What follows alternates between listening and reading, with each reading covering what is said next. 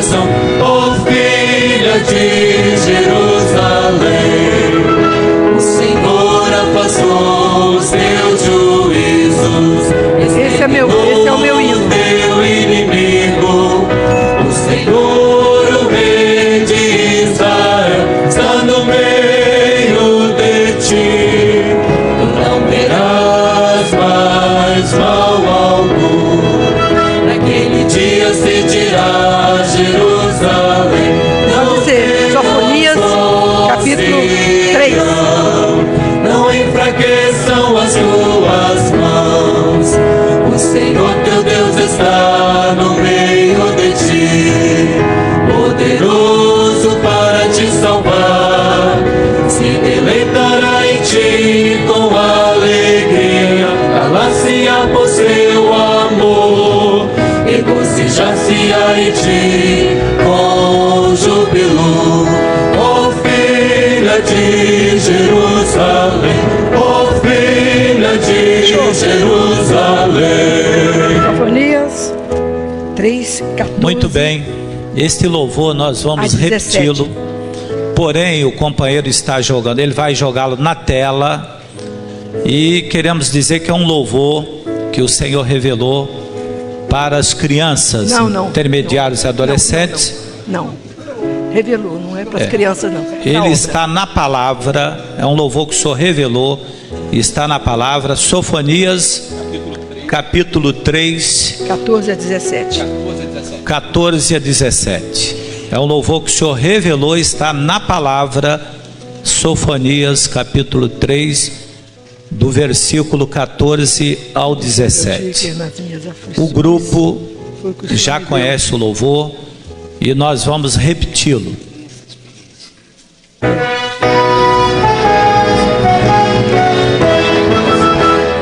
Canta alegremente, ó filha de Sião, e jubila, ó Israel.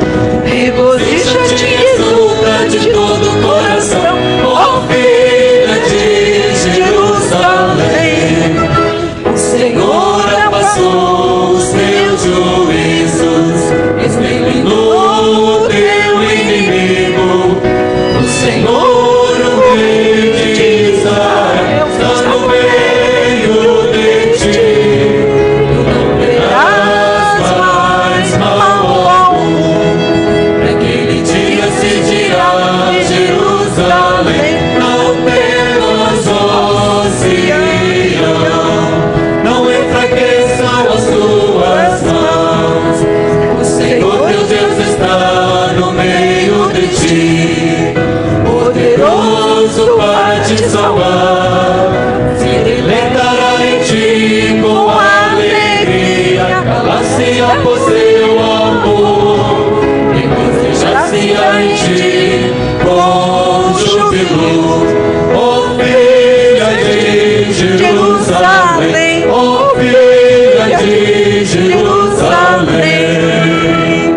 Essa é a letra. Não é filha de Israel, não. É ó filha de Jerusalém, é assim.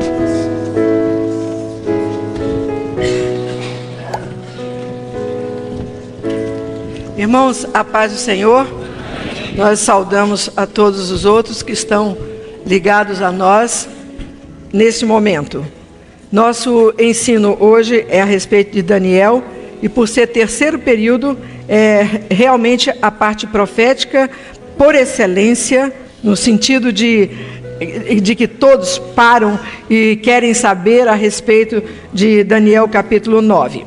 Mas nós queremos lembrar o seguinte: nós vamos ter aí a projeção, para nós fazermos uma ligeira revisão sobre o livro, destacando alguns pontos importantes. Primeiro ponto, capítulo 1, é a chamada daqueles servos para estarem morando no palácio por ocasião da tomada de Jerusalém, da tomada daquela cidade preciosa do Senhor, e que foi arrasada de maneira total na terceira investida de Nabucodonosor. Mas o povo ficou na terra sendo preservado, por isso o Senhor se referiu a Nabucodonosor como meu servo. Agora, o capítulo 2, nós temos então o início das profecias, quando o Império Gentílico dá o seu início. O Senhor estava tratando com Israel e o Império Gentílico, então tem o seu início naquele instante através de Nabucodonosor, a cabeça de ouro. Nós sempre ligamos este capítulo com este, porque esse aqui foi a visão de Nabucodonosor. E esse aqui foi a mesma visão, mas de Daniel. Deus mostrou a ele, não em imagem humana, mas em imagem de animais. E a ferocidade dos animais é a marca de todos os governos mundiais quando têm o poder. Nós não vamos fazer uma análise aqui dos meios de poder do passado, mas nós podemos lembrar desses últimos, por exemplo, de 45, Hitler no seu massacre a tantas pessoas, inclusive 6 milhões de judeus. Nós podemos pensar nos 70 anos de Império Russo, quando o comunismo imperou e tantas vidas foram sofredoras naquela ocasião e perdurou durante tanto tempo. Nós sabemos de outros impérios ainda, outros governos ainda de opressão, de massacre a pessoas, essa coisa que existe de ferocidade no homem. Ele não tem uma orientação divina, ele age em busca dos seus próprios interesses e não tem importância os meios são justificados pelo propósito. Então o propósito dele é engrandecer-se, não importa o meio que ele vai usar, para que o seu engrandecimento, o seu poder seja evidenciado. Isso é a característica do homem. Então, paralelamente a Nabucodonosor estava o leão. Nós lembramos das asas, o governo que foi cortado quando ele teve que passar por aquela experiência de comer grama, a erva como boi, como diz a palavra. Nós tivemos o governo do Império Medo-Persa, começando por Dario, terminando por Ciro, que fez um trabalho muito bom na restauração de Jerusalém. Uma coisa tão extraordinária que 366 anos antes de Daniel, Isaías profetizou, chamando Ciro, meu servo, executará a minha vontade. O próprio Ciro, quando soube disso e leu nos anais a respeito dessa profecia, a respeito dele, o seu coração se compungiu e ele não poupou esforços para ajudar o povo na reconstrução da cidade e de Jerusalém. Nós lembramos daquele período quando Neemias volta para a reconstrução dos muros, 20 anos depois de Esdras, e ali ele se preocupa então com a reconstrução da cidade, porque o altar já tinha sido começado por Esdras, que era sacerdote. Repito, quem quiser aprender a palavra de Deus, tem que ler. Tem que ler. E não é ler só para consultar, ou ler para saber qual é o texto que vai pregar à noite, não. É ler a palavra mesmo. Então, para entender Daniel, nós vamos ler os livros de Reis e saber por que razão o povo foi levado cativo. Então, os livros de Reis e Crônicas são o relatório de tudo isso. E se quiser ser mais profundo ainda, os livros de 1 Samuel e 2 Samuel, que tratam do governo de Saul, Davi e depois Reis, que começa os reinos de Salomão e os outros que terminaram com Zedequias, que foi uma coisa terrível e que provocou a destruição, o incêndio sobre Jerusalém. E o templo, mais definidamente isso, o templo que foi arrasado, aquela maravilha que foi o templo de Salomão. Bem, então nós vemos esse governo teve essa bênção, mas Daniel viu aqui no urso, com as 3 costelas, a tríplice aliança feita, e aquele governo que foi, de certa maneira, um governo que durou 207 anos, enquanto o governo de Babilônia durou 70 anos. Agora nós vemos depois o governo de cobre, que foi o governo grego, comparado com o leopardo, com 4 cabeças e 4 asas, revelando exatamente que o chefe, o líder, que era Alexandre o Grande, morreu muito cedo, com 33 anos, vítima de alcoolismo, e o governo ficou dividido em 4 dos seus generais, e nessa divisão, que ele dividiu entre 4 áreas, não vamos comentar isso porque já é assunto passado, estamos fazendo uma revisão para os irmãos entrarem entendendo a situação. Então, esse governo foi um governo que durou 165 anos, bastante, mas não tanto quanto o governo Medo-Persa, e depois, por fim, o governo de pernas de ferro e barro, o seu fim, visto num animal que o profeta não entendeu e orou e suplicou a Deus, mas o que é isso? Era um animal misturado, ele tinha características terrivelmente ferozes, e era uma coisa que ele via que era um animal sem conciliação, era um governo de ferro mesmo, um governo duro. Agora, esse governo foi um governo que teve uma longa duração, 308 anos, que foi o governo romano. Agora, quando nós falamos governo romano, para as pessoas que não têm muito ligação com história, então nós falamos assim, pomos os pés no chão e lembramos que foi o governo quando o Senhor Jesus nasceu, quando o Senhor Jesus morreu, foi ressuscitado, assunto aos céus, e a formação da igreja primitiva.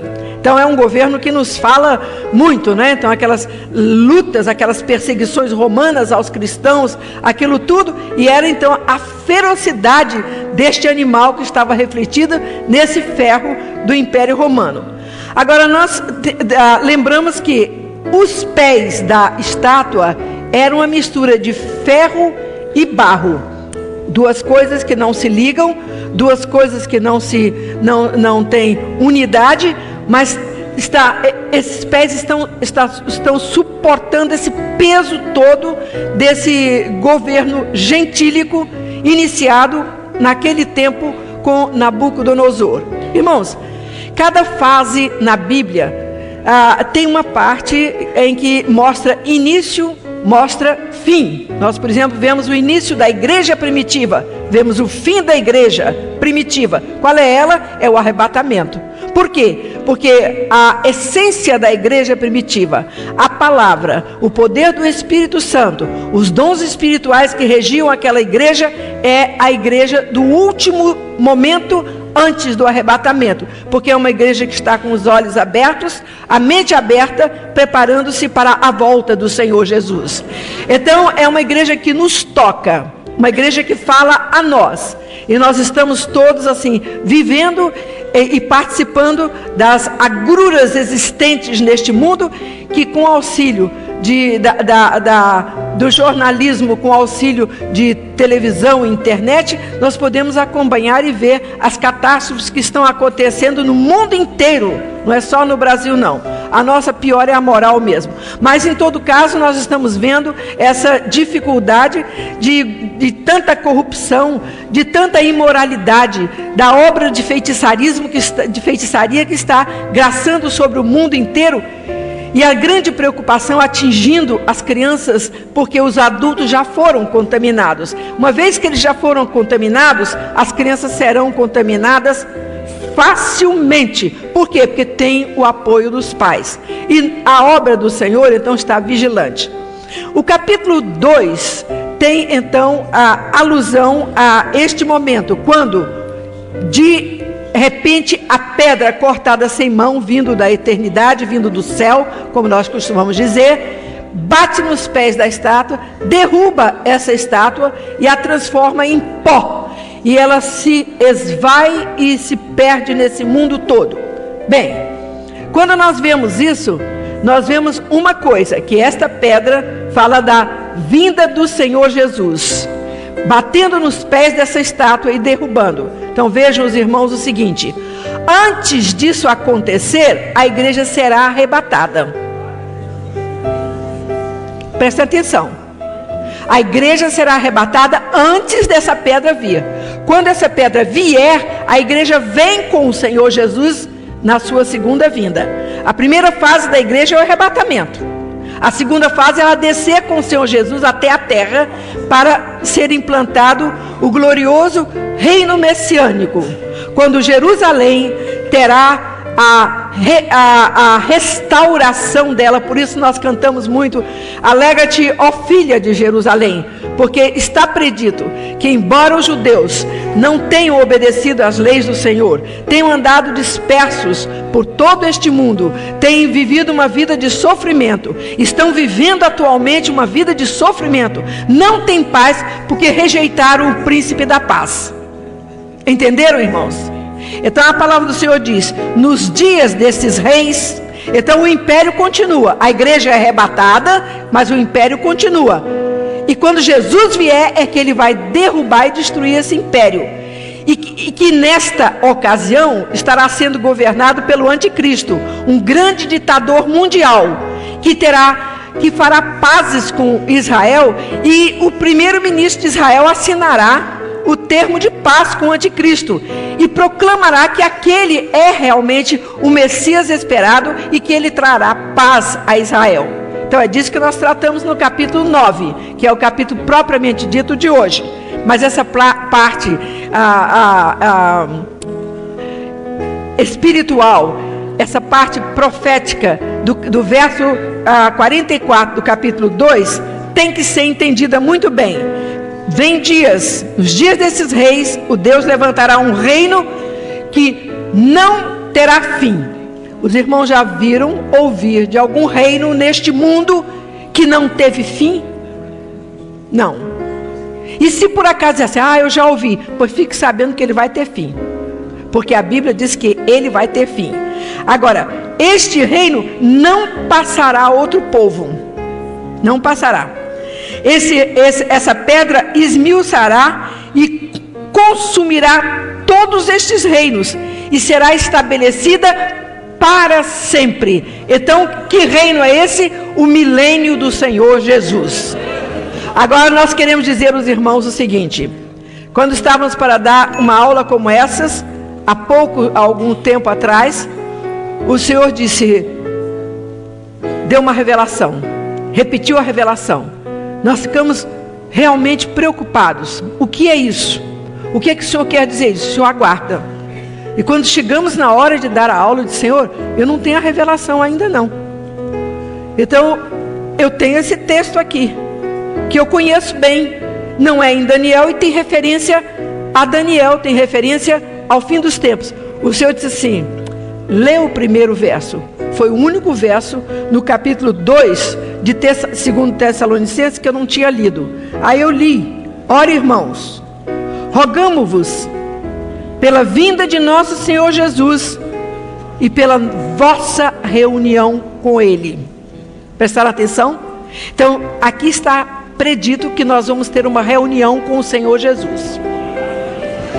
Nós vamos ter uma reunião com o Senhor Jesus. E quem é que vai estar nesta reunião? Todos aqueles que estão na igreja Maranata. É isso aí? Não, são todos aqueles que têm escrito seu nome no livro da vida. Se seu nome não está escrito no livro da vida, não importa se você fez do principiante até o 7º período que está voltando agora e fazendo pela 2ª ou 3ª ou 4ª vez. Não interessa. Se seu nome não estiver escrito no livro da vida, você não vai subir para este encontro com o Senhor Jesus. Esse encontro com o Senhor Jesus é o arrebatamento. E eu nunca tinha visto isso na minha Bíblia. Nunca tinha. E é uma coisa triste, mas o Senhor revelou: fala isso à minha igreja. Então eu tenho a responsabilidade em todas essas aulas dizer: ninguém vai subir para encontrar com o Senhor Jesus porque pertence à igreja nenhuma, mas porque o seu nome, vamos dizer, está escrito no livro da vida. Amém, aleluia. Então nós temos esta bênção maravilhosa. Então nós vemos aí essa situação toda. Agora, chegamos ao capítulo 3, quando nós encontramos, o capítulo 2 é a estátua, o capítulo 3 é a árvore, que é o quê? O grande movimento ecumênico que está tentando atingir da terra os céus. Então, grandes líderes espirituais se reúnem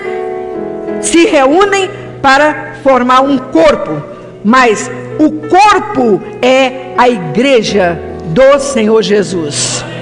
O corpo não é reunião de organizações nem superorganizações, mas é o corpo que é regido pela cabeça, que é o Senhor Jesus.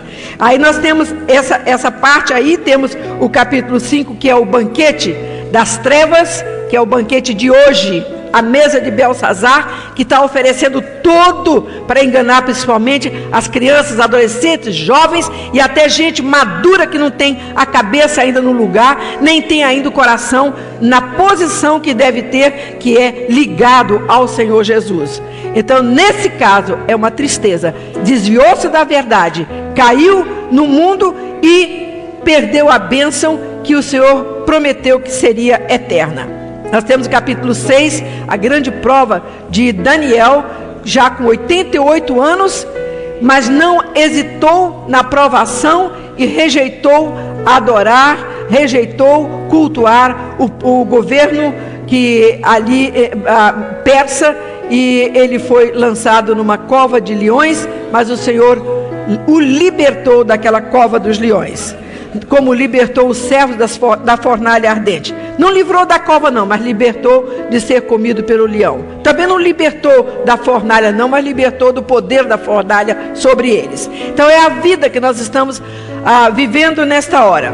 Capítulo 8 é aquela passagem do carneiro, a Pérsia, para a Grécia. Então nós vemos aqui aquele que dava, depois você mostra essa.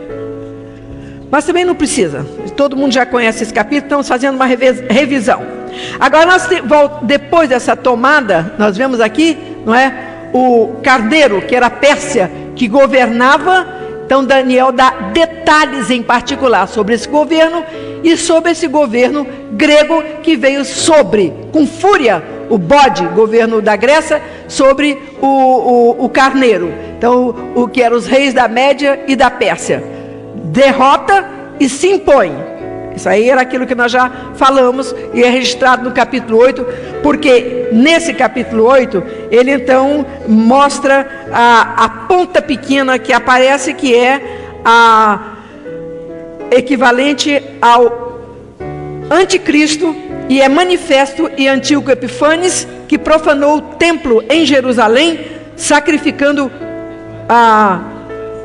porcos no altar em lugar do tipo do Senhor Jesus, que era o Cordeiro de Deus. Vejam a agressividade. E essa agressividade voltará a acontecer no governo milenar, que é quando eles verificarão que foram traídos, porque em lugar dos sacrifícios que voltará a ser feito, não é? Ele tirará o sacrifício, colocará a sua imagem dentro do próprio templo, e os sacerdotes, os judeus, eles vão ficar apavorados e vão dizer: este não é ainda o Messias, e vão rejeitar, e o anticristo pisará sobre eles com grande fúria, e virá sobre Israel uma perseguição tão grande como nunca se ouviu falar na face da terra. Nessa ocasião é que o Senhor diz que, se não abreviar os dias, aqueles escolhidos não se salvarão. Por quê? Porque eles vão reagir. E é quando o Senhor levantará 144 mil, 12 mil de cada tribo, jovens, notem bem, jovens que irão lutar com grande poder, vão lutar com grande força para a evangelização e falar que eles foram enganados e que não é assim, e eles vão ser mortos, vão ser mortos, vão ser mortos. Quando o povo lá com o Senhor Jesus, lá na glória, verá a chegada deles com palmas nas mãos e perguntarão: Senhor, quem são esses? Eles não subiram conosco. Quem são esses? Eles são os que lavaram as vestiduras no sangue do Cordeiro. Vieram da grande tribulação e agora eles têm parte com o Cordeiro. As maravilhas, os segredos da palavra de Deus para a última hora, e nós temos que estar apercebidos, preparados para o toque da trombeta. Então nós temos aí o caso de que o fim do governo terminou. Daniel está adiantado em idade, teve um grande diplomata, teve uma vida maravilhosa ali na presença do Senhor, passando por experiências sérias, resistindo a todo mal. E então ele diz assim: estamos parados. Os 70 anos profetizados pelo profeta Jeremias no capítulo 25 acabaram-se. E cadê o povo? O povo não está voltando. Na verdade, uma leva foi com Zorobabel, que era príncipe, era do governo. Depois foi com outra leva, logo depois com Esdras, que era sacerdote, tribo de Levi. E os dois se uniram. Estavam preocupados em restaurar imediatamente o templo e o sacrifício.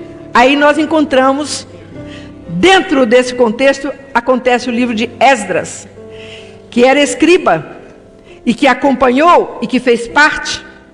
E dentro do governo de Esdras, quando há perseguição para impedir que a obra seja feita, acontece o livro de Esther, ali dentro. E aquela bênção de Ciro se estendendo, e Esther intervém para que não haja aquela mortandade dos judeus que Amã queria. Então, os livros são um dentro do outro. Nós lemos um livro, acabamos de ler outro, e não fazemos a ligação. Mas os livros estão dentro um do outro. Mas já está escrito tudo isso, logo a gente vai poder ter isso nas mãos dos irmãos. Mas vejam bem, de maneira clara, para poder estudar, para poder meditar. 20 anos depois de Esdras vem Neemias, estava ainda no palácio. E o rei perguntou a ele: seu semblante está triste? Isso não podia acontecer nunca, na presença do rei, de um servo aparecer triste. Ele disse: é doença? Ele disse: não, é que os sepulcros dos meus pais estão abandonados. A terra está abandonada, o inimigo está assolando, e os poucos estão lá, estão lutando. E ele disse: o que é que você me pede? Ele disse: eu queria uma licença. Ele era funcionário do governo, funcionário do Império Persa. E como funcionário do governo, ele ganhou uma folga de 12 anos. Bom, né? Bom, deixa para lá. Mas foi 12 anos que Deus deu a ele para que ele reconstituísse os muros. Que foi... Aí os irmãos vão ler a reconstituição dos muros e ver quem estava lá: Tobias, Sambalate, outra, contra, e levando queixas de tal maneira que paralisou o templo. Foi quando aconteceu Esther. Foi nesse tempo. Então nós vemos essas curiosidades, essas coisas, estudando, lendo a palavra do Senhor. E Daniel disse: mas essa gente está toda aqui. Por quê? Eles ganharam terras, eles ganharam casa, eles estão 70 anos aqui, os velhos, os idosos já partiram, e os jovens se acomodaram, casaram aqui e tal. Tão bem. É esse o perigo que o Senhor desperta a nós. Nós estamos bem não, nós estamos rodeados de inimigos. A nossa pátria não está aqui, a nossa pátria é a celestial. Então nós temos que estar lutando pelo outro reino, e não por esse. Esse é necessário, mas contanto que não tire nossa comunhão com Deus. É necessário, mas que não tape a nossa visão. Porque nossa visão não é aqui, nossa visão está lá em cima. Foi por ela que o Senhor Jesus morreu, e Ele disse que é um compromisso que nós temos de uma reunião com Ele. Quem quer ficar fora dessa reunião? Ninguém. Então estamos aqui unidos para quê? Para dizer a todos que vamos perseverar com o Senhor, lutando por causa dessa reunião. Só por causa disso. Mas é uma reunião muito importante, porque quem ficar vai ver todo dia a cara do grande imperador, do anticristo na televisão, na internet, vai ter todo dia ele. Mas eu não quero ver não, quero ver a face do Senhor Jesus, né? Aí então nós vamos lutar. Bem, e Daniel disse: Senhor, eu oro a ti. Essa oração é bela, capítulo 9, linda. Ele se põe no meio do povo, ele se entende ali como um daqueles que pecou. Ele era jovem, ele tinha seus 14 a 17 anos, não mais do que isso. Um adolescente elevado, preparado 3 anos para entrar no governo de Belsazar, de Nabucodonosor. Ele viu a mudança para Belsazar e para outros Nabonidos e para outros reis ali. Viu a mudança para o Império Medo-Persa. Tudo ele viu na grande visão que ele teve e presenciou alguns. Então, quando ele confessa tudo, disse: Senhor, tu és justo, o teu povo pecou, esse povo que o Senhor tirou com mão poderosa do Egito. Então nós vemos aqui o seguinte: ele estava orando, estando eu orando, digo, na oração, o varão Gabriel, que coisa maravilhosa, notem, é o anunciador de boas novas, vem a ele com uma boa nova, e me instruiu. Na hora do sacrifício da tarde, ele estava adorando o Senhor no sacrifício da tarde, às 3 horas da tarde, como era a hora daquela região ali. Instruiu e falou comigo: olha, Daniel, tu és precioso, homem desejado, mas no princípio das tuas súplicas saiu a ordem e eu vim, para te declarar que és muito amado, e toma bem sentido na palavra e entende a visão. 70 semanas estão determinadas sobre o teu povo. 70 semanas, vamos ver agora, 70 semanas estão determinadas sobre o teu povo. E essas 70 semanas têm a finalidade de extinguir a transgressão. Por quê? A transgressão vinha desde Adão. Os sacrifícios vieram patriarcais, depois os sacrifícios arônicos da tribo de Levi, aquilo tudo.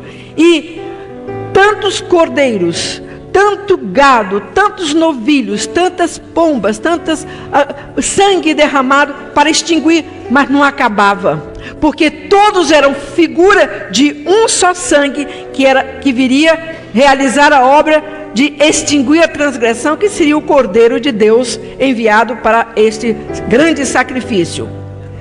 Extinguir a transgressão, dar fim aos pecados. Como que vai haver fim aos pecados? Quando o Senhor arrebatar a sua igreja, lavada no sangue de Jesus, e colocar nas mansões celestiais, ali não há entrada mais de pecado, não é? Então, dar fim aos pecados, a obra vicária do Senhor Jesus perfeita. E expiar a iniquidade foi feita quando? Quando o Senhor Jesus morreu na cruz do Calvário. Mas nós temos as nossas iniquidades expiadas? Temos. Por quê? Porque o sangue de Jesus tem poder, né? Agora, nós continuamos, pecamos? Sim, nossa natureza é pecaminosa. Mas nós temos o quê? Nós temos o clamor pelo sangue de Jesus, para nos manter em comunhão com o Senhor. Isso aqui é o quê? É o tempo presente, até a vinda do Senhor Jesus. Depois, segunda parte desse verso, que concorda com Daniel 2. Trazer justiça eterna. Há justiça eterna nesse mundo? Claro que não. Pergunta de retórica. Selar a visão e a profecia. Que visão? Tudo que foi manifesto na palavra revelada. Selar a visão e a profecia, todas as profecias dadas. Jerusalém será a filha amada e será um dia restaurada. Está restaurada agora? Não. Vive até dividida e debaixo de fogo, debaixo de tanta luta. Mas naquele dia, Jerusalém será restaurada e o glorioso reino do Senhor Jesus será colocado dentro de Jerusalém. Então, A profecia, e para ungir o Santo dos Santos. Quem é o Santo dos Santos? O Senhor Jesus. E ele não é ungido? Claro que é. Mas que unção é essa? Visível de Jesus como dono do trono de Israel. O dono do trono neste mundo todo. Dono do trono de todos os seus servos. Jerusalém será restaurada. Então, nós temos essas profecias todas, em todos os profetas menores, menos um. Mas todos eles estão dando conta dessa restauração de Jerusalém. E esse hino foi dado exatamente quando o Senhor mostrava isso e nos dava a bênção de um cântico espiritual. E enquanto líamos Sofonias, e a bênção do Senhor veio e nos deu esse hino. Por isso nós ficamos profundamente alegres e maravilhados com essa operação do Senhor nos dias de hoje, de mostrar ainda de maneira gloriosa, alegrando os nossos corações com uma realidade: Jerusalém será restaurada, a filha de Sião, e a igreja do Senhor estará com ela naquele tempo. Já acabou o tempo? Ou tem... Não. Então, irmãos, vamos ver aqui. 70 semanas estão determinadas ao teu povo. Quer dizer, semanas de anos. Então, são semanas de 7. 7 semanas.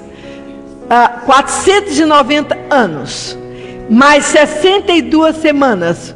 Uma semana. Aqui, 49 anos. 7 vezes 7, 49. 62 vezes 7, 434. Falta quanto? Falta uma semana. Uma semana. Essa semana que está faltando, acabou. Depois nós vamos ver isso naquela figueira. Espera um pouco. Agora, aqui é uma lacuna profética. De 1200...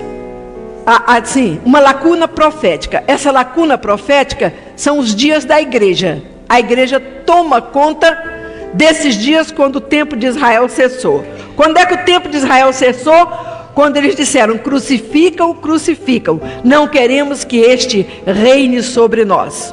Então Jesus tinha subido antes ao monte de Jerusalém. E lá ele tinha dito: Jerusalém, Jerusalém que matas os profetas, apedreja os que te são enviados. Quanto eu quis te ajuntar, tu não quisestes. Ficarás abandonada, assolada, triste, até que um dia venhais a dizer: bendito aquele que vem em nome do Senhor. Nesse momento, quem diz bendito seja o Senhor Jesus é a igreja fiel. A igreja isenta da feitiçaria, isenta da idolatria, a igreja batizada com o Espírito Santo, a igreja que clama todos os dias pela volta do Senhor Jesus, a igreja que está preocupada para apressar a vinda de Jesus em evangelização aqui e ali, a igreja que ora pela evangelização lá fora, no exterior, a igreja que ora pela evangelização aqui dentro, pelos lares, pelas famílias. As crianças estão sendo tomadas pelo Senhor para interceder por pais que bebem, pais que abandonam os lares, mães loucas, tudo isso. E os pequenos estão vindo porque Deus está usando agora. Então nós vamos vendo essa bênção. Agora, depois disso, nós sabemos que o príncipe há de vir. Esse príncipe é o príncipe enganador, que vai vir para enganar Israel nesse período aqui. Agora, o príncipe até o Messias, desde a saída da ordem de restaurar e edificar Jerusalém, que foi a ordem dada a Neemias, até a volta do príncipe, para quê? Já lemos: extinguir a transgressão, dar fim aos pecados, expiar a iniquidade, trazer justiça eterna, selar a visão, ungir os santos dos santos. A igreja estará presente em todo este quadro. Com quem mais? Com Israel, porque Israel vem para isso, e é quando será a glória de Jerusalém, como o Senhor disse, uma glória como nunca teve antes. Por quê? Porque ali estará o Senhor Jesus reinando. Então nós vemos que a ordem é essa aí. Podemos ver aquele quadro da figueira? Aqui nós vemos, por exemplo, temos aqui a figueira, as raízes desde o começo na mente do Senhor.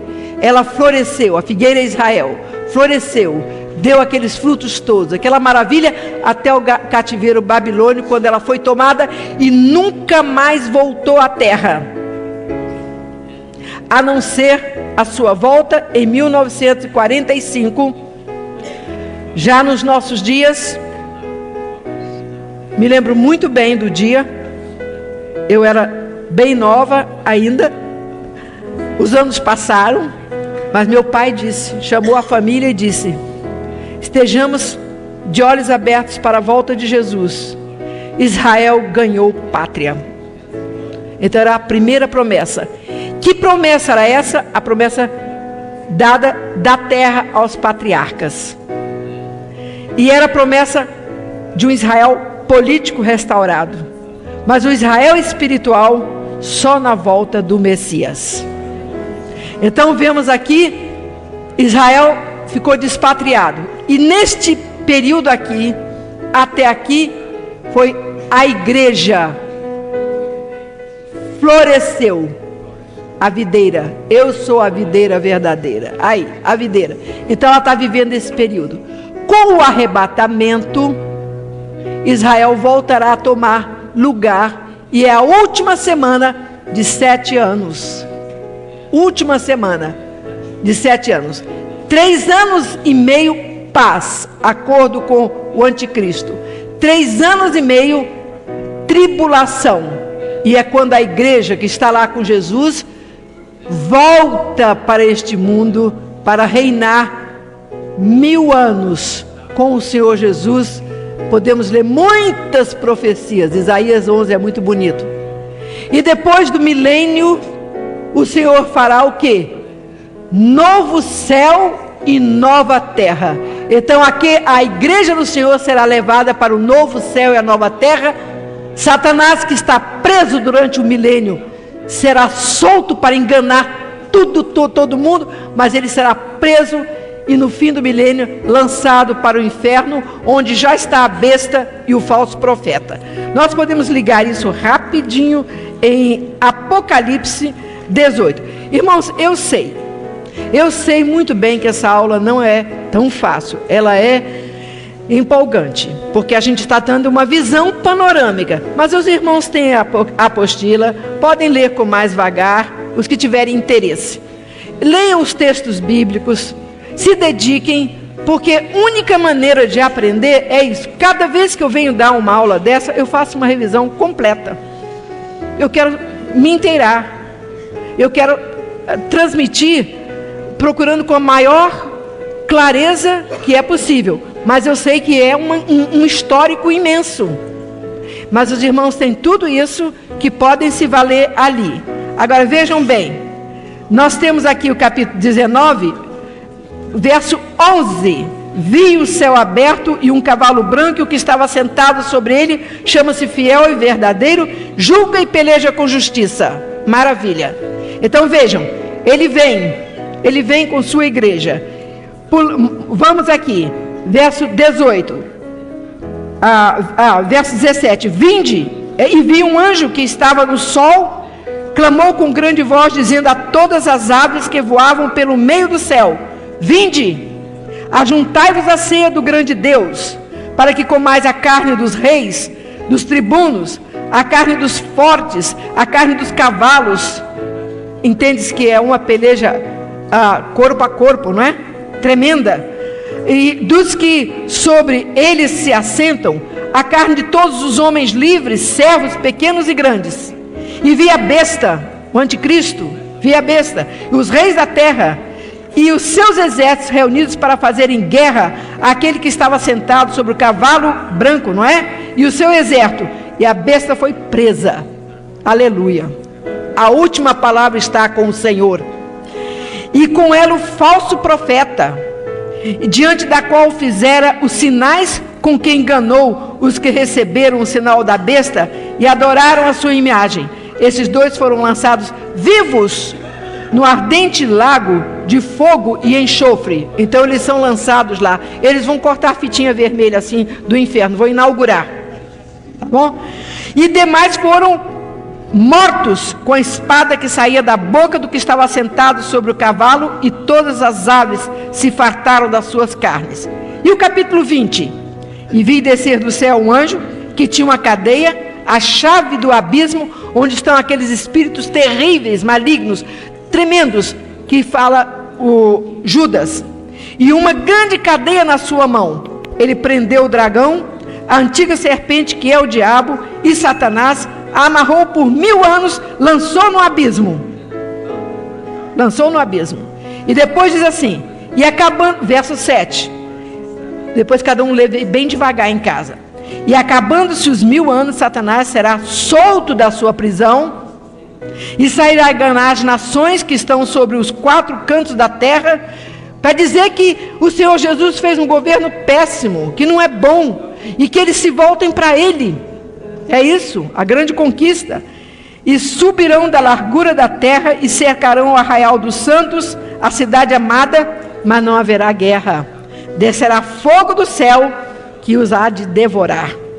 E o diabo que os enganava foi lançado no lago de fogo, onde está a besta, o falso profeta, e de dia e de noite serão atormentados para todo sempre. Entenderam? E a igreja do Senhor tem um encontro marcado com o Senhor. Por isso nós estamos aqui, para quê? Para nos prepararmos. Que o Senhor nos abençoe.